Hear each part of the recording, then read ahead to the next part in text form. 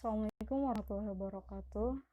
Di pertemuan kali ini kita akan membahas konversi satuan dan pengukuran menggunakan jangka sorong. Sebelumnya kita sudah membahas tentang apa itu satuan standar internasional, kemudian satuan baku dan besaran turunan.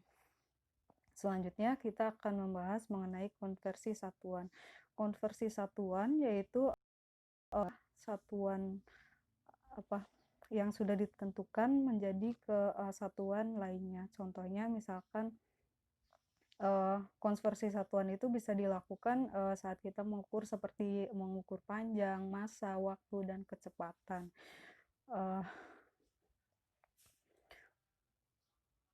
Untuk mengubah sebuah satuan, kita terlebih dahulu harus melakukan pengukuran. Misalkan pengukuran panjang, massa, waktu, dan kecepatan. Contohnya misalkan pengukuran panjang yang dinyatakan dalam meter yaitu 2,2 meter. Kemudian kita mau mengkonversi satuan meter ke dalam 2 meter menjadi 220 cm. Pengubahan satuan seperti itu dinamakan konversi satuan.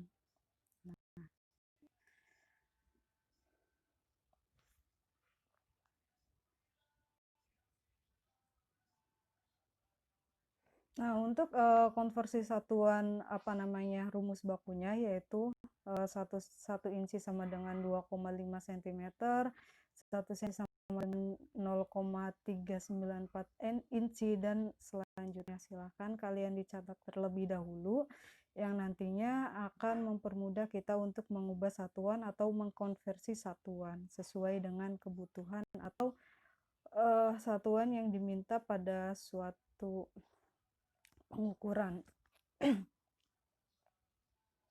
Nah, contoh soalnya misalkan sebuah truk yang sedang mengangkut hasil panen bergerak dari desa menuju pasar kota dengan laju rata-rata 36 km per jam. Berapakah laju truk tersebut jika dinyatakan dalam suatu meter per sekon? Sebelumnya kita ubah dulu atau konversi satuan dulu dari kilometer menjadi meter dan dari jam menjadi second atau sekon atau detik.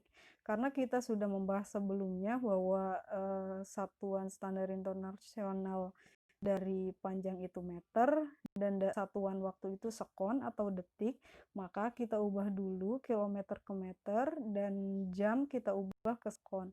1 kilometer sama dengan 1000 meter dan 1 jam sama dengan 3600 sekon. Maka 36 per jam jika dinyatakan dalam meter per sekon, kalian ubah 36 km sama dengan 36.000 meter dibagi 1 jamnya itu 3.600 sekon. Maka 36.000 dibagi 3.600 sama dengan 10 meter per sekon. Begitulah cara mengkonversi dengan besaran besar turunannya. Kalian ubah dulu satuan awalnya dan pembaginya, kemudian kalian ubah menjadi besaran turunan yang standar internasional seperti itu.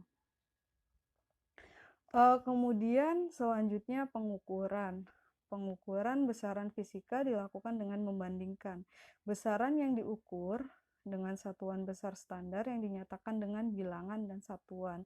Nah, secara umum hasil pengukuran itu ada besaran nilai dan satuan. Contohnya misalkan pengukuran panjang berarti ada nilainya, misalkan 1, 2, 3 nilai itu berbentuk angka, kemudian satuannya itu berupa satuan yang sudah ditetapkan, misalkan meter, sentimeter, kilometer, dan seterusnya.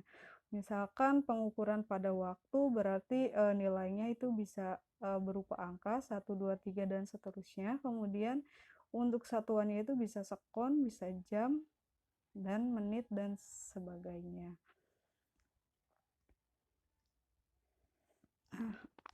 Selanjutnya pengukuran besar panjang, massa, dan waktu. Yang pertama, untuk pengukuran besaran panjang alat ukur yang pertama yang sangat familiar dan tidak asing, yaitu alat ukur panjang menggunakan mistar atau penggaris. Alat ukur penggaris ini biasanya satuannya jika tidak sentimeter, milimeter, biasanya ada inci. Nah, untuk mengukur menggunakan mistar atau penggaris, sepertinya kalian sudah familiar dan sudah biasa. Kalian tinggal tempelkan mistar kepada bagian barang atau suatu yang ingin kalian ukur panjangnya, tempelkan ujung kirinya ke 0, kemudian ujung tak di angka berapa. Nah, itulah hasil dari pengukuran menggunakan mistar. Contohnya pada gambar berikut. Nah, sebelah kiri itu skala terdekatnya itu 1,8. Nah, kemudian itu ada lebihan sedikit, itu lebihannya ada sekitar 0, mm. Jadi hasil pengukurannya yaitu 18,5 mm atau 1,85 cm. Atau yang sebelah kanan, hasil pengukurannya skala terdekatnya 15, kemudian tidak ada lebihan, atau dengan kata lain milimeternya 0, maka hasilnya 15,0 mm atau 1,50 cm. Nah, selanjutnya pengukuran menggunakan jangka sorong. Mungkin ini baru kalian ketahui. Jangka sorong itu biasanya untuk mengukur sebuah diameter dalam atau diameter luar yang misalkan bendanya berbentuk bola bulat, misalkan seperti kelereng dan lain-lain. Atau bisa untuk mengukur sebuah kedalaman benda volum, misalkan untuk mengukur kedalaman sebuah benda, itu menggunakan jangka sorong.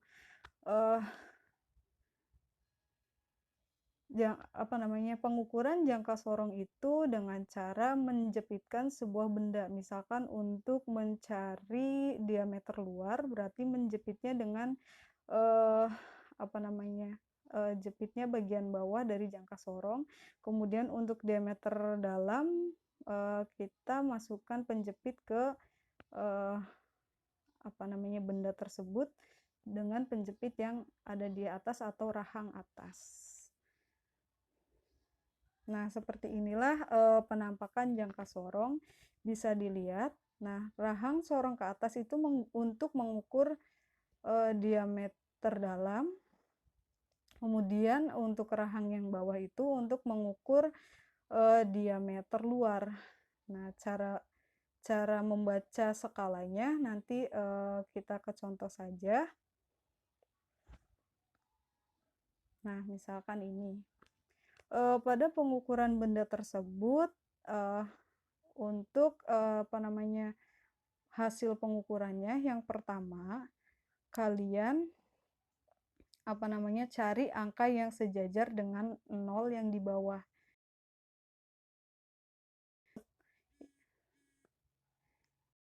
Nih.